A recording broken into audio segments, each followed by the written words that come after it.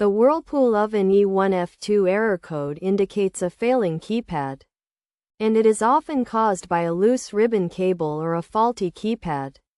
To resolve this issue, inspecting the ribbon cable is a good place to start. Begin by disconnecting the oven's power and gas. Then remove the knobs and screws underneath. Next, remove the screws that secure the keypad panel to the oven, and carefully take out the keypad panel. Check the ribbon cable for any damage, and if it is damaged, replace it. If the keypad is faulty, it will need to be replaced. To do this, follow the same initial steps. Then remove the ribbon cable, and take out the old keypad, which usually peels off. Clean the surface with rubbing alcohol.